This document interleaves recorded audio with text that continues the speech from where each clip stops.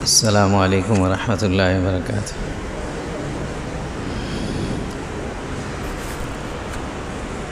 الحمد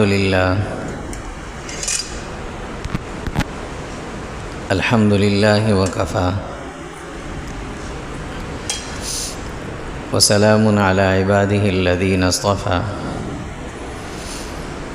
اما بعد فاعوذ باللہ من الشیطان الرجیم، بسم اللہ الرحمن الرحیم۔ قال اللہ سبحانہ وتعالی ان الذین آمنوا وعملوا الصالحات واقاموا الصلاة وآتوا الزکاة لهم اجرهم عند ربهم ولا خوف علیہم ولا هم يحزنون۔ صدق اللہ مولانا العظیم۔ اللہم صلی علی جسد محمد فی الاجساد، اللہم صلی علی روح محمد فی الارواح، اللہم صلی علی روضۃ محمد فی القبور۔ کم کر دیں گے۔ اللہم صلی علی بلد محمد فی البلاد وعلی آلہ وصحبہ وسلم تسلیما کثیرا کثیرا۔ اللہم انفعنا بما علمتنا وعلمنا ما ينفعنا وزدنا علما، سبحانک لا علم لنا الا ما علمتنا انک انت العلیم الحکیم۔ اللہم رب اشرح لی صدری ویسر لی امری واحلل عقدۃ من لسانی یفقہوا قولی۔ ان الذین آمنوا وعملوا الصالحات، بے شک وہ لوگ جو ایمان لائے اور اچھے کام جنہوں نے کیے، ان میں سے سب سے پہلا کام وَأَقَامُوا الصَّلَاةَ، نمازوں کو قائم کیا، وَآتَوُا الزَّكَاةَ، زکوٰۃ کی پابندی کی، لَهُمْ أَجْرُهُمْ عِنْدَ رَبِّهِمْ، ان کے لیے ان کے رب کے پاس بہت بڑا اجر ہے، وَلَا خَوْفٌ عَلَيْهِمْ، ان پر آنے والے وقت کا کوئی کسی قسم کا خوف بھی نہیں ہوگا، وَلَا هُمْ يَحْزَنُونَ، اور نہ اپنے ماضی پر وہ غمگین ہوں گے۔ دین، ملت اور شریعت، یہ تین لفظ ہم اکثر سنتے ہیں، دین، ملت اور شریعت۔ دین کہا جاتا ہے ان بنیادی عقائد کو کہ جس میں تبدیلی نہ کبھی ممکن ہے اور نہ کبھی ہوئی ہے، نہ ممکن ہے اور نہ کبھی اس میں تبدیلی ہوئی ہے، ان بنیادی عقائد کو دین کہا جاتا ہے۔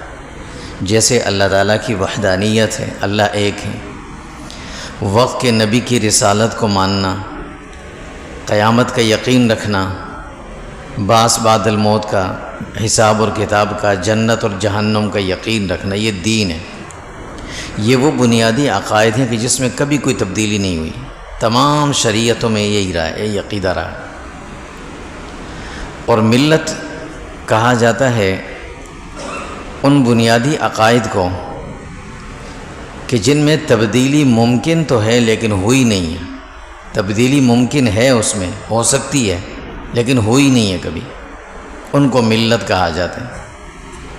جیسے مثال کے طور پر طہارت ہے، صفائی، عدل ہے، انصاف ہے، صدق اور امانت ہے، اخلاقیات ہیں، یہ وہ تمام چیزیں جو ملت کہلاتی ہیں۔ ان میں تبدیلی ممکن ہے، ہو سکتی ہے لیکن تبدیلی ہوئی نہیں ہے، تمام شریعتوں میں یہ احکامات رہے ہیں، پاکیزگی کا حکم رہا ہے، عدل کا رہا ہے، انصاف کا رہا ہے، ان تمام چیزوں کا رہا ہے۔ اور شریعت کہا جاتا ہے ان شرعی احکامات اور اجزاء کے مجموعے کو کہ جس میں تبدیلی ممکن بھی ہے اور تبدیلی ہوئی بھی ہے، ان کو شریعت کہا جاتا ہے۔ ہر نبی کی شریعت میں کچھ نہ کچھ احکامات بدلتے رہتے تھے، پہلی شریعتوں میں کچھ احکامات تھے، اس کے بعد دوسری شریعت آئی، اس میں کچھ آ گئے۔ یہودیوں کی حضرت موسیٰ علیہ السلام کے زمانے میں یہودیوں کی شریعت میں کچھ چیزیں حرام تھیں جن کا ذکر اللہ نے قرآن مجید میں بھی کیا، عیسوی شریعت میں وہ چیزیں حلال ہو گئیں، پھر کچھ چیزیں پہلی شریعتوں میں ان کا حکم الگ تھا، ہماری شریعت میں اس کا حکم الگ ہے، اس کو کہتے ہیں شریعت۔ اس میں تبدیلی ہو بھی سکتی ہے اور ہوئی بھی ہے۔ دین کے بارے میں اللہ تعالیٰ فرماتے ہیں شرع لکم من الدین ما وصى به نوحا والذی اوحینا الیک من قبل، کہ دین وہی ہے جو ہم نے حضرت نوح علیہ السلام کو دیا اور اس کے بعد تمام انبیاء علیہم السلام کو ملتا رہا، یہ دین تھا، اس میں کوئی تبدیلی نہیں۔ وما وصینا به ابراہیم و موسیٰ و عیسیٰ، سب میں یہی رہا، یہ دین تھا، دین ایک ہی رہا۔ اور ملت جس میں اچھی صفات، اچھی عادات کا ذکر ہے، عدل کا، طہارت کا، انصاف کا، صدق کا، امانت کا، اس کے بارے میں اللہ فرماتے ہیں کہ وَاتَّبِعْ مِلَّةَ إِبْرَاهِيمَ حَنِيفًا، کہ تم بھی اسی ملت کو اپناؤ جو ابراہیم علیہ السلام کی تھی، اور اس شریعت میں یہ تمام چیزیں تھیں۔ حضرت یوسف علیہ السلام کا تذکرہ انہوں نے فرمایا وَاتَّبَعْتُ مِلَّةَ آبَائِي إِبْرَاهِيمَ وَإِسْحَاقَ، کہ میں اسی ملت پہ چلتا ہوں جو میرے والد ابراہیم علیہ السلام اور اسحاق علیہ السلام سب کی تھی۔ البتہ شریعت کے بارے میں اللہ کہتے ہیں لِكُلٍّ جَعَلْنَا مِنْكُمْ شِرْعَةً وَمِنْهَاجًا، ہر ایک کے لیے ہم نے الگ الگ شریعت اور راستہ بنایا، ہر نبی کا۔ تو دین میں کبھی تبدیلی نہیں ہوئی اور نہ ہو سکتی ہے، ملت میں تبدیلی ممکن ہے لیکن ہوئی نہیں ہے، شریعت کے احکامات میں تبدیلی ہوئی ہے، لیکن تبدیلی سے مراد یہ نہیں ہے کہ ہم کریں، تبدیلی سے مراد یہ ہے کہ جس دور میں نبی آئے، رسول آئے، اللہ نے ان کو ایک شریعت دی، جب وہ دور ختم ہوا، دوسرے نبی، دوسرے رسول دنیا میں آئے تو ان شرعی احکامات میں کچھ تبدیلی کر دی گئی۔ جیسے پہلی شریعتوں میں مختلف چیزیں تھیں، قربانی کی قبولیت، قربانی ہوتی تھی یا زکوٰۃ دی جاتی تھی، طریقہ اس کا یہ تھا کہ جانور ہو یا کوئی بھی مال ہو، اس کو لا کر ایک جگہ رکھا جاتا تھا، آسمان سے آگ آتی، اس کو جلا دیتی، ختم ہو جاتا، قبول ہو گئی۔ مال غنیمت جہاد میں ملا ہے تو اس کو بھی ایسے رکھ دیا جاتا، وہ آسمان سے آگ آ کر اس کو جلا دیتی تھی۔ وضو کے بغیر نماز نہیں ہوتی تھی، پہلی شریعتوں میں یہ حکم تھا۔ حضرت موسیٰ علیہ السلام کی شریعت میں حکم تھا کہ نماز صرف اور صرف عبادت جو ہوگی وہ کس میں ہوگی؟ عبادت گاہ، یعنی مسجد میں ہوگی، اس کے علاوہ نہیں ہوگی۔ ہماری شریعت میں اللہ رب العزت نے یہ احکامات تبدیل کر دیا۔ اللہ کے نبی صلی اللہ علیہ وسلم فرماتے کہ پوری زمین کو اللہ نے میرے لیے مسجد بنا دیا، جہاں نماز کا وقت ہو، جگہ پاک ہو، وہیں پڑھ لینا۔ وضو نہیں ہے یا وضو کے لیے پانی نہیں ہے، کر نہیں سکتے، تیمم کر کے نماز پڑھ لینا۔ یہ احکامات بدل گئے سارے، یہ شریعت ہے۔ ابن کثیر رحمۃ اللہ علیہ نے ایک روایت نقل کی ہے، حدیث ہے، اللہ کے نبی صلی اللہ علیہ وسلم کے الفاظ ہیں، فرماتے ہیں نحن معشر الانبیاء اولاد علات دیننا واحد، ہم انبیاء کی جو جماعت ہے، ہم آپس میں علاتی بھائی ہیں۔ ایک ہوتا ہے حقیقی بھائی، ایک ہوتا ہے علاتی بھائی، ایک ہوتا ہے اخیافی بھائی۔ حقیقی بھائی اسے کہا جاتا ہے کہ جس کے والد اور والدہ دونوں ایک ہوں، یعنی والد اور والدہ سے شریک ہو، حقیقی بھائی کہلاتا ہے۔ علاتی بھائی اسے کہتے ہیں کہ والد تو ایک ہے، والدائیں الگ الگ ہوں، جس کو ہم آپس میں ستیلے بھائی کہتے ہیں، یہ علاتی بھائی کہلاتے ہیں۔ اور اخیافی اسے کہتے ہیں کہ والدہ ایک ہو، والد دونوں کے الگ الگ ہوں۔ تو حضور نے فرمایا کہ انبیاء آپس میں علاتی بھائی ہیں۔ کیا مطلب؟ دین ہم سب کا ایک ہے، شریعتیں ہماری الگ الگ ہیں۔ دین سب کا ایک ہے اور شریعتیں سب کی الگ الگ ہیں۔ چنانچہ حضرت نوح علیہ السلام سے لے کر حضور صلی اللہ علیہ وسلم تک جتنے بھی انبیاء ہیں، سب کا دین ایک ہی رہا ہے، اللہ کی وحدانیت، وقت کے نبی کی رسالت، وقت کی کتاب پر یقین، بعث بعد الموت کا یقین، قیامت کا یقین، ان تمام چیزوں پر یہ ایک ہی رہا ہے۔ شریعتیں، احکامات بدلتے رہے۔ کسی شریعت میں نماز کا حکم تھا، چند 2 نمازیں، کسی میں 4 نمازیں، کسی میں چند رکعات ہیں، کسی میں زیادہ، کسی میں کم، یہ بدلتے رہے احکامات۔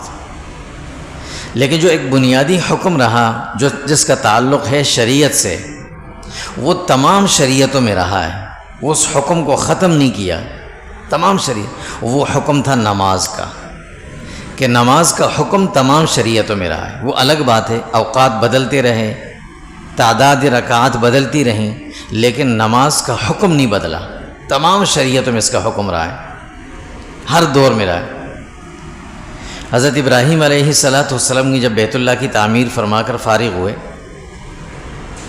تو وہاں چند دعائیں مانگی انہوں نے اللہ سے۔ ایک دعا مانگی، رب اجعلنی مقیم الصلاۃ ومن ذریتی، اے اللہ مجھے بھی نمازی بنا دے اور میری اولاد کو بھی نمازی بنا دینا۔ یہ نماز کا حکم تمام شریعتوں میں رہا۔ حضرت زکریا علیہ السلام کو جب فرشتہ جبرائیل امین خوشخبری دینے آئے تو اللہ فرماتے ہیں فنادتہ الملائکہ وہو قائم یصلی فی المحراب، جب فرشتہ ان کے پاس پہنچے وہ اپنی عبادت کی جگہ پہ کھڑے ہو کر نماز ادا کر رہے تھے، تب ان کو خوشخبری ملی۔ حضرت موسیٰ علیہ السلام کے زمانے میں فرعون نے جب جو مساجد تھی ان کو گرا دیا، مصر میں بند کر دی، سب ختم کر دی، تو اللہ کی طرف سے حکم آیا وَأَوْحَيْنَا إِلَى مُوسَىٰ وَأَخِيهِ أَن تَبَوَّآ لِقَوْمِكُمَا بِمِصْرَ بُيُوتًا وَاجْعَلُوا بُيُوتَكُمْ قِبْلَةً وَأَقِيمُوا الصَّلَاةَ، کہ بھئی اپنے گھروں کو ایسے بناؤ، اپنے گھر کے اندر ایک جگہ ایسی بنا لو جس کا رخ قبلے کی طرف ہو، گھر کے اندر نماز ادا کرو لیکن پڑھو ضرور، نماز نہ چھوڑنا۔ اور اس شریعت محمدیہ صلی اللہ علیہ وسلم میں اللہ رب العزت نے نماز کی بڑی تاکید فرمائی۔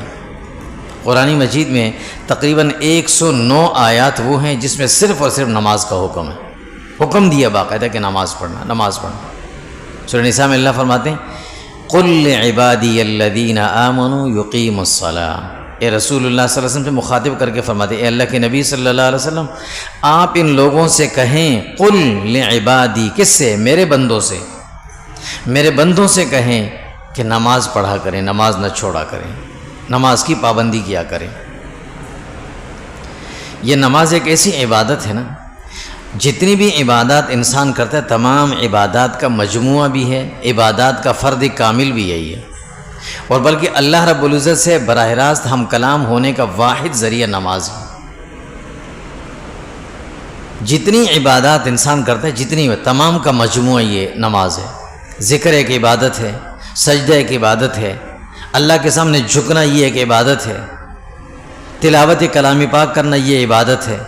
نماز میں تمام چیزیں جمع ہو رہی ہیں، عبادات کا فرد کامل ہے، بلکہ تمام مخلوق کی عبادات کا مجموعہ بھی یہی ہے۔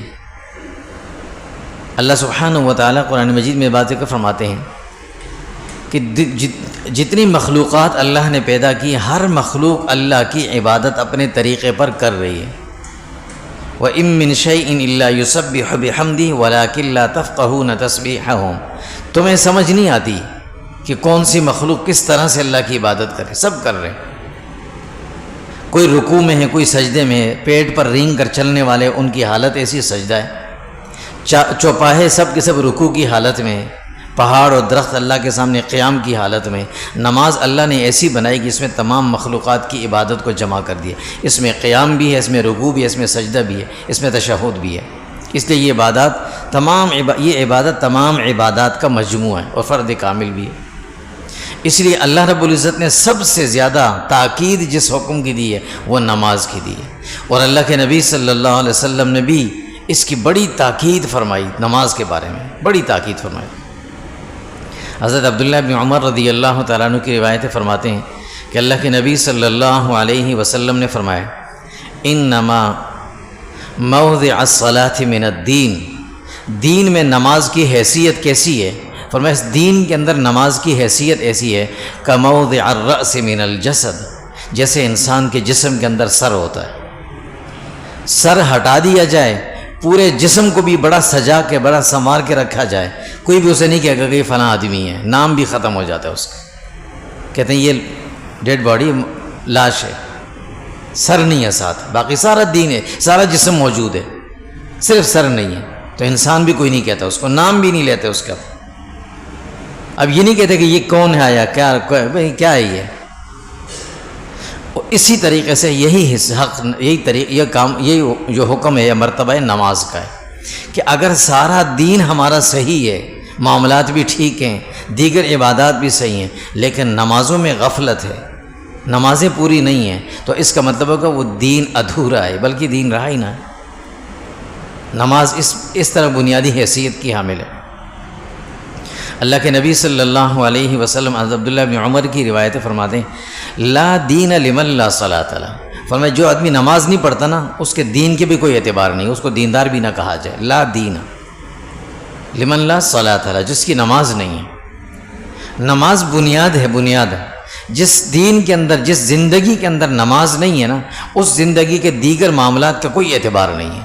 اللہ کے نبی خود فرماتے ہیں لا دین، بلکہ ایک جگہ اللہ کے نبی صلی اللہ علیہ وسلم نے یہ بھی فرمایا لا يقبل اللہ نافلہ، اس آدمی کی نفل نماز بھی قبول نہیں ہوتی، کس کی؟ حتی یؤدی الفریضہ، یہاں تک کہ اپنی فرض نماز پوری نہ کرے۔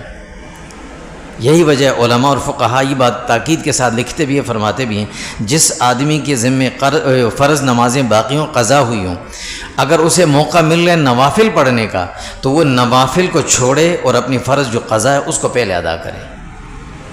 جو قضا اس کی نمازیں رہ گئیں بلوغت کے بعد، پہلے ان نمازوں کو ادا کریں، پھر نفل نماز کی طرف آئے، اس لیے کہ اللہ رب العزت اس آدمی کے نفل قبول ہی نہیں کرتے جس کے ذمے فرض نمازیں باقی ہوں۔ اور اس کی مثال بالکل ایسی ہی ہے جیسے ایک آدمی کسی کا مقروض ہے، قرض دار اس سے پیسے مانگ رہے ہیں، اس کے پاس پیسے آئیں، وہ صدقہ خیرات کرنا شروع کر دے اور قرض نہ دے تو لوگ اسے پاگل کہیں گے، غلط کہیں گے۔ اسی طرح پہلے فرض نماز ہے، اور یہ نماز ایک ایسی عبادت ہے نا، اس کا دیکھیں اللہ نے حکم کہاں سے شروع کیا۔ انسان اول کی تخلیق ہوئی، ابھی دنیا میں نہیں آیا، ابھی جنت میں ہوں، وہیں اللہ نے نماز کا اشارتاً حکم دے دیا۔ آدم علیہ السلام کو اللہ رب العزت نے ابھی روح جسم میں نہیں آئی تھی، جسم مبارک بنایا تو کیا کہا فرشتوں سے؟ اسجدوا لآدم، سجدہ کرو۔ اور سجدہ کس سے اشارہ ہے؟ نماز کا۔ نماز کا سب سے اہم رکن سجدہ ہی ہے، تو وہاں سے اس کا حکم شروع ہو گیا۔ سب سے پہلا حکم، ابھی دنیا میں انسان نہیں آیا، جنت میں ہی ہے، اس وقت حکم آ گیا اسجدوا لآدم، سجدہ شروع کر دو۔ تو نماز کا حکم وہاں سے شروع ہوا۔ پھر جب انسان کی پیدائش ہوتی ہے، دنیا میں جب انسان آتا ہے تو آتے ہی سب سے پہلا حکم اس کو نماز کا سنایا جاتا ہے، سب سے پہلا حکم۔ ابھی کچھ نہیں سنانا اس کو، بلکہ یہاں تک کہا کہ جب تک اس کو نماز کا حکم نہ سنا دیا جائے اس کے منہ میں کچھ ڈالنا بھی مت۔ سب سے پہلے بقایا بچے کے دائیں کان میں آذان دو اور بائیں کان میں کیا تکبیر۔ یہ کیوں کہا جاتا ہے؟ یہ نماز کے لیے کہا جاتا ہے۔ اب تم آ گئے ہو، اب تم نے نماز پڑھنی شروع کر دینی۔ اور کہا جاتا ہے کہ اگر اس وقت تک، جب تک اس کے کان میں آذان نہیں ہوئی، منہ میں کچھ ڈالو بھی نہیں۔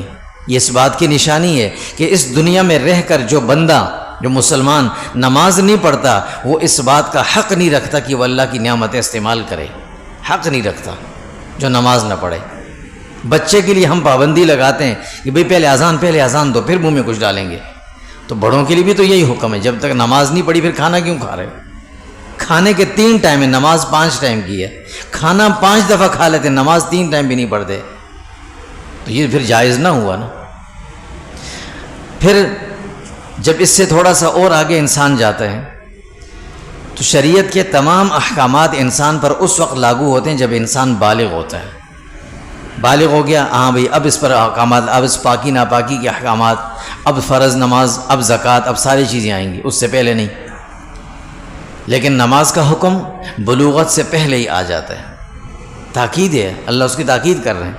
اللہ کے نبی صلی اللہ علیہ وسلم فرماتے ہیں مروا اولادکم، اپنے بچوں کو حکم دو، مروا اولادکم بالصلاۃ، نماز کا۔ کب؟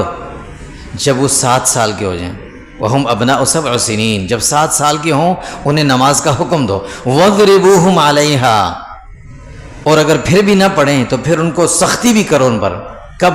وہم ابناء 10 سنین، جب وہ 10 سال کو پہنچے اور نماز نہ پڑھیں پھر سختی کرو ان پر۔ تو جو 10 سال کے بچے پر اللہ کے نبی نے سختی کرنے کا حکم دیا نماز کے معاملے میں، تو ان بڑوں پر سختی کون کرے گا؟ چھوٹوں پر تو بڑے کریں گے، بڑوں پر کون کرے گا سختی؟ اس لیے ہمیں نماز کو سب سے پہلے مقدم رکھنا ضروری ہے۔ جس زندگی میں نماز نہیں ہے نا، اب زندگی کے جتنے بھی معاملات ہم صحیح کر لیں، اپنی حد تک اپنے آپ کو مطمئن کر لیں، جب اللہ کے ساتھ معاملہ ٹھیک نہیں ہے تو بندوں کے ساتھ معاملہ ٹھیک ہو ہی نہیں سکتے۔ تو نماز کا حکم کب دیا؟ جب بلوغت کو ابھی بچہ نہیں پہنچا، اس سے پہلے کہا کہ سختی کر کے اس کو نماز پڑھاؤ۔ اب جب بلوغت کے بعد کا وقت آتا ہے تو سب سے پہلا حکم پھر نماز کا آ جاتا ہے۔ چنانچہ شریعت کا یہ حکم ہے کہ ایک آدمی اگر رمضان المبارک کے مہینے میں مثال کے طور پر دوپہر میں دن کے وقت میں مسلمان ہوا یا بالغ ہوا تو اس دن کا روزہ اس پر فرض نہیں ہے، اگلے دن سے رکھے گا، اس دن والا فرض نہیں ہے۔ لیکن اگر ایک آدمی ایسے وقت میں مسلمان ہوا یا بالغ ہوا کہ نماز کا وقت کے ختم ہونے میں 10 منٹ باقی تھے جس میں وہ وضو کر کر نماز پڑھ سکتا تھا اور نہیں پڑھی، تو یہ نماز اس پر فرض ہے، اس کی قضا کرنی ہے اس نے۔ نماز کتنی تاکید ہے، بلوغت کے ساتھ ہی اس کا حکم آ جاتا ہے۔ حضرت ابراہیم علیہ السلام کی دعا تو ابھی اس کا ذکر میں نے کیا کہ جب ان بیت اللہ کی فراغت ہوئی، ختم ہوئی، تو ان نے اپنی، بلکہ بیت اللہ کی اس سے بھی پہلے، وہ تو بیت اللہ کی فراغت، تعمیر کی فراغت کے بعد بھی دعا مانگی اپنی اولاد کے لیے۔ اس سے پہلے کا ذکر جب اللہ نے حکم دیا کہ اپنی اہلیہ حضرت حاجرہ اور چھوٹے بچے حضرت اسماعیل کو وہاں چھوڑ کر آ جائیں، جب وہ چھوڑ کر جانے لگے تو اللہ سے ایک دعا کی، ربنا انی اسکنت من ذریتی بواد غیر ذی زرع عند بیتک المحرم ربنا لیقیموا الصلاۃ، اے اللہ میں ایسی جگہ ان کو چھوڑ کے جا رہا ہوں جہاں بظاہر پانی نہیں ہے، بظاہر کوئی ہریالی نہیں ہے، کچھ نظر نہیں آتا، لیکن یہاں پر آپ کا گھر ہوگا، یہ محترم اور بڑی جگہ ہے، لہٰذا اس لیے چھوڑ کے جا رہا ہوں تاکہ یہ یہاں نمازوں کی پابندی کریں۔ تو نماز کا حکم۔ حضرت موسیٰ علیہ السلام مدین سے واپس آ رہے ہیں، راستے میں نبوت ملی، حکم ہوا کہ جائیں فرعون کی طرف۔ پہلے حکم کیا ملا؟ اننی انا اللہ لا الہ الا انا فاعبدنی واقم الصلاۃ۔ اللہ نے حکم سب سے پہلے کیا دیا کہ اے موسیٰ آج تمہیں نبوت مل گئی، نبوت ملنے کے بعد اب سب سے پہلا کام تم نے کیا کرنا ہے؟ نماز پڑھنی ہے، سب سے پہلا کام۔ انبیاء تو کبھی نماز نہیں چھوڑتے، وہ تو ہم سوچ بھی نہیں سکتے، لیکن اللہ امت کو جب حکم دیتے ہیں تو انبیاء کے واسطے سے دیتے ہیں۔ اللہ رب العزت نے قرآن مجید میں ایمان والوں کی نشانی بتائی۔ ایمان والے کون ہوتے ہیں؟ جن کے پاس ایمان ہے، ان کی علامت پہچان کیا ہے؟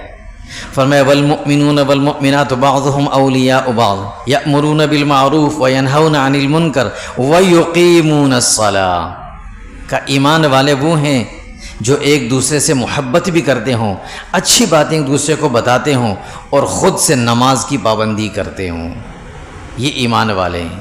یہ نشانی بتائی ان کی، اور نشانی کا مطلب یہی ہوتا ہے کہ ہر چیز اپنی نشانی اور علامت سے پہچانی جاتی ہے، اگر علامت نہ ہو تو چیز کی پہچان ختم ہو جاتی ہے۔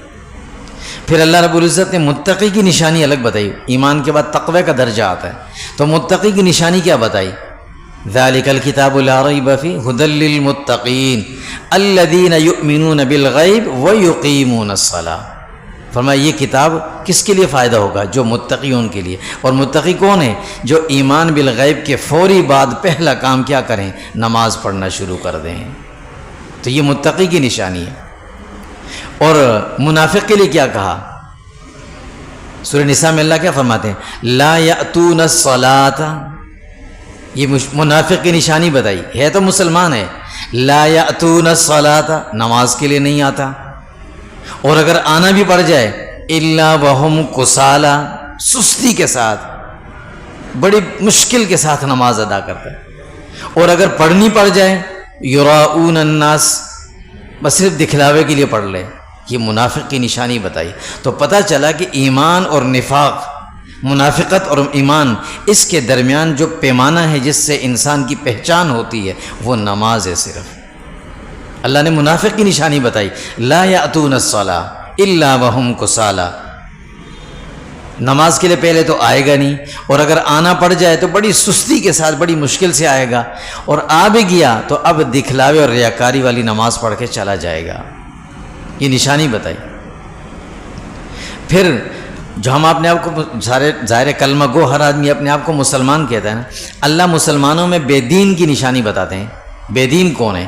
فرمایا اللہ کے نبی صلی اللہ علیہ وسلم نے لا دین لمن لا صلاۃ له، جس کے بعد نماز نہیں ہے، جو نماز نہیں پڑھتا وہ بے دین ہے، اس کا دین سے کوئی تعلق نہیں۔ بلکہ دوسری جگہ فرمایا لا سہم فی الاسلام، اس کا اسلام میں بھی کوئی حصہ نہیں ہے۔ جو نماز نہیں پڑھتا اس کا نہ دین سے تعلق ہے نہ اسلام سے تعلق ہے۔ اور اس سے بھی آگے چل کر اللہ کے نبی صلی اللہ علیہ وسلم کیا فرماتے ہیں؟ حضرت جابر رضی اللہ عنہ کی روایتیں فرماتے ہیں بین العبد و بین الکفر ترک الصلاۃ، ان مسلمان اور کفر کے درمیان میں جو ایک دیوار، ایک حائل ہے، وہ نماز ہے۔ نماز چھوڑ دی تو اس کا کوئی پتہ نہیں اب یہ مسلمان ہے یا کافر ہے، کوئی پتہ نہیں ہے اس کا۔ دیکھیں اللہ رب العزت نے کسی حکم پر یا اللہ کے نبی صلی اللہ علیہ وسلم نے کسی بات پر اتنی تاکید کے ساتھ سخت احکامات نہیں لگائے جتنا کہ نماز کے پڑھنے اور نہ پڑھنے پر لگائے۔ مومن کا نشانی بتائی، منافق کی نشانی بتائی، متقی کی نشانی بتائی، کفر کی علامت بتائی، فرمایا یہ نماز ہے۔ نماز ہی تھی بنیادی چیز ہے۔ اور حضرت عبادہ بن صامت رضی اللہ تعالیٰ عنہ فرماتے ہیں کہ اللہ کے نبی صلی اللہ علیہ وسلم نے فرمایا من ترک الصلاۃ متعمدا فقد کفر، جو آدمی جان بوجھ کے بلا کسی عذر کے نماز چھوڑ دے یہ کفر کی طرف چلا جا رہا ہے، ادھر جا رہا ہے۔ کتنی سخت وعید ہے۔ قرآن مجید میں اللہ رب العزت نے امم سابقہ کے حالات بتائیں، قوم نوح تباہ ہوئی، قوم عاد تباہ ہوئی، قوم سمود تباہ ہوئی، مختلف اقوام کی تباہی کا ذکر اللہ نے قرآن مجید میں فرمایا کہ یہ قومیں پہلے آباد تھیں، اچھی خوشحال تھیں، لیکن اللہ کی پکڑ ان پر اچانک سے آئی۔ کیوں آئی؟ اللہ فرماتے اس کی وجہ یہ ہے، باقی وجوہات بھی، لیکن ایک وجہ جو بنیادی جو سب میں تھی وہ یہ تھی کہ اچھے لوگ موجود تھے، نمازوں کی پابندی کرنے والے، اچھے با اخلاق با کردار لوگ موجود تھے۔ جب وہ گئے پیچھے آنے والے نمازوں کو ضائع کرنے والے، فرمایا فخلف من بعدہم خلف اضاعوا الصلاۃ، اچھے لوگوں کے بعد جو دوسری نسل آئی انہوں نے نمازوں کو چھوڑنا شروع کر دیا، نمازیں ضائع کی، اس لیے وہ تباہ ہوئے۔ تو جو دنیا میں حالات مسلمانوں پر آتے ہیں اس کا بنیادی سبب ایک یہ بھی ہے کہ وہ نمازوں میں غفلت ہے، نمازوں میں غفلت کی وجہ سے یہ حالات آتے ہیں۔ حضرت ابو ہریرہ رضی اللہ تعالیٰ عنہ فرماتے ہیں کہ اللہ کے نبی صلی اللہ علیہ وسلم فرمایا یہ تو دنیا کے احکامات تھے نا، دنیا سے جانے کے بعد کیا ہوگا؟ تو اللہ کے نبی صلی اللہ علیہ وسلم نے فرمایا کہ جب انسان قبر میں پہنچے گا، اس دنیا کے عالم سے عالم برزخ تک جاتا ہے، تو سب سے پہلا سوال حساب جو ہوگا وہ کس کا ہوگا؟ نماز کا ہوگا۔ فرمایا اول ما یحاسب به العبد یوم القیامہ من عملہ الصلاۃ، قیامت کے دن جب حساب اور کتاب کا معاملہ شروع ہوگا تو سب سے پہلا سوال جو ہوگا وہ نماز کا ہی ہوگا، سب سے پہلا سوال۔ اگر وہ نماز کسی کی مکمل پوری تھی تو آگے کے مراحل میں اسے کامیابی ملے گی، نمازیں پوری نہیں تھی تو آگے کے مراحل میں اس کے لیے ناکامی ہوں گی۔ سب سے پہلا حساب نماز کا۔ اور جب میدان محشر میں لوگ موجود ہوں گے تو حضور صلی اللہ علیہ وسلم نے فرمایا میں اپنی امت کے لوگوں کو کیسے پہچانوں گا؟ ظاہر ہے اس دن ہر آدمی کی کوشش ہوگی کہ میں حضور کے قریب ہوں، تو اپنی امت کے لوگوں کو میں کیسے پہچانوں گا کہ یہ میرے امتی ہیں؟ فرمایا میں ان کو پہچانوں گا اعضائے وضو کی چمک سے، چہرہ بھی چمکے گا اور ہاتھ بھی چمکیں گے، اس لیے کہ وہ نماز کے لیے وضو کیا کرتے تھے۔ تو پتہ چلا کہ پہچان بھی نماز سے ہی ہوگی، اگر نماز نہیں تو وہاں پہچان بھی نہیں ہو پائے گی کہ کون ہے۔ اور جب اس کے بعد کا مرحلہ آئے گا، حساب و کتاب بھی ہو گیا، سب اپنی اپنی جگہ چلے گئے، جنتی جنت میں، جہنمی جہنم میں، تو اللہ رب العزت جنتیوں کی خواہش پر انہیں جہنم کے مناظر دکھائیں گے، درمیان میں سے پردے ہٹیں گے، تو جہنم میں وہ لوگ بھی موجود ہوں گے جو دنیا میں ان جنتیوں کے ساتھ اٹھنا بیٹھنا تھا، ان کا تعلق تھا، جان پہچان تھی، تو دیکھتے ہی حیران ہو جائیں گے۔ بعض دفعہ ہوتا ہے نا انسان یکدم حیران ہوتا ہے تو اچانک ذہن میں سوال، یہ کیا ہوا، یہ کیا ہوا، یہ اچانک سے سوال آتا ہے۔ تو جنتی جب جہنمیوں کو دیکھیں گے، ان میں کچھ لوگ بڑے اچھے اچھے بھی تھے، ان سے پوچھیں گے کہ ما سلککم فی سقر، سورہ مدثر میں اللہ کہتے ہیں ما سلککم فی سقر، یہ کیا ہوا، تم کیوں ہیں جہنم میں پڑے ہوئے، تمہیں کس لیے جہنم میں ڈال دیا گیا؟ یہ پہلا سوال جو یکدم اچانک سے ذہن میں آئے گا، اور جہنمی جواب کیا دیں گے؟ لم نک من المصلین، یہ پہلا جواب ہوگا کہ ہم نماز نہیں پڑھتے تھے۔ کیوں آئے ہو؟ ہم نماز نہیں پڑھتے تھے۔ تو نماز کا حکم کتنا اہم ہے۔ صرف رمضان کی حد تک نہیں ہے، صرف جمعہ اور عیدین کی حد تک نہیں ہے، 5 نمازیں جمعہ اور عیدین کی نماز اپنی جگہ، وہ اگر رہ گئی تو کوئی حرج نہیں ہے، اس کا متبادل ظہر کی موجود ہے، لیکن فرض نمازیں اگر ہم نے ترک کر دیں تو اس کا متبادل موجود نہیں ہے، پھر کوئی موجود نہیں۔ حضور صلی اللہ علیہ وسلم عبداللہ بن مسعود رضی اللہ عنہ نے ایک مرتبہ پوچھا کہ یا رسول اللہ یہ بتائیے ای الاعمال احب الی اللہ تعالی، اللہ تعالیٰ کو بندے کا کون سا عمل زیادہ پسند ہے؟ بڑا زبردست سوال ہے، کون سا عمل سب سے زیادہ پسند ہے؟ تو حضور نے فرمایا الصلاۃ لوقتہا، نماز کو اپنے وقت پہ پڑھ لو، اللہ کو سب سے زیادہ یہ پسند ہے۔ تم چاہے کتنے بھی اچھے بنو، اگر یہ نہیں ہے تو اللہ کو پسند نہیں ہے، اور اگر باقی چیزوں میں اونچ نیچ ہے، نماز اپنے وقت پہ پابندی کے ساتھ ہے تو یہ سب سے اللہ کو زیادہ پسندیدہ ہے۔ حضور صلی اللہ علیہ وسلم کی زندگی کا سب سے آخری لفظ کیا تھا جب آپ دنیا سے جا رہے تھے؟ آخری لفظ تاکید کیا تھا۔ عائشہ رضی اللہ فرماتی ہیں کہ حضور کے ہونٹ ہل رہے تھے، آواز بہت دھیمی ہلکی آواز میں آپ فرما رہے تھے الصلاۃ الصلاۃ، یہ لوگوں نماز نہیں چھوڑنا، نماز نہیں چھوڑنا۔ یہ آپ کی زندگی کا آخری جملہ تھا، اور کس کے لیے تھا؟ اپنی امت کے لیے تھا۔ اس لیے حضرت عمر رضی اللہ جب خلیفہ بنے تھے تو انہوں نے اپنے تمام جو علاقوں کے گورنرز تھے ان کو خطوط لکھے۔ سب سے پہلا خط ان کا یہ گیا پیغام کہ بھئی جو گورنر میرا نماز کا پابند ہے تو میں سمجھوں گا وہ سارے کام صحیح کر رہا ہے، اور جو گورنر نماز نہیں پڑھتا میں سمجھوں گا وہ کوئی کام صحیح نہیں کر رہا، لہٰذا اسے گورنر رہنے کی ہے وہ حق حاصل نہیں، وہ اسے ہٹا دیا جائے گا۔ تو نماز کا حکم اللہ نے اتنی تاکید کے ساتھ دیا۔ اس لیے ہماری زندگیوں میں سب سے زیادہ کمی کوتاہی جو نماز کے معاملے میں، اپنی نمازوں پہ خوب توجہ دینی چاہیے، ہمیں خوب توجہ دینی چاہیے، اللہ سے بات چیت کرنے، اللہ سے اپنے معاملات حل کروانے، اللہ کے سامنے اپنی ساری پریشانیاں رکھنے، اس کا ایک ہی رابطہ ہے، وہ ہے نماز۔ اس کو کاٹنا نہیں چاہیے، اسے ہر وقت جوڑ کے رکھنا چاہیے۔ اور نماز تو ویسے بھی حکم ہے، ہم نے پڑھنی ہے، اللہ کا حکم ہے، تو اللہ کا حکم اپنی جگہ، اللہ سے رابطہ کا ذریعہ اور واسطہ اپنی جگہ، اس لیے نمازوں کی بڑی پابندی ہونی چاہیے، بڑی پابندی۔ جس اہتمام سے ہم جمعے کی عیدین کی نمازیں پڑھتے ہیں نا، اس سے زیادہ عام نمازوں کا اہتمام کرنا چاہیے۔ صف اول، تکبیر اولیٰ کی پابندی، یہ نماز کی شان کو بڑھا دیتا ہے یہ ساری چیزیں، اس لیے نماز پہ بہت توجہ دینی چاہیے۔ اللہ تعالیٰ ہم سب کو عمل نصیب فرمائے۔ وصلی اللہ تعالیٰ علی خیر۔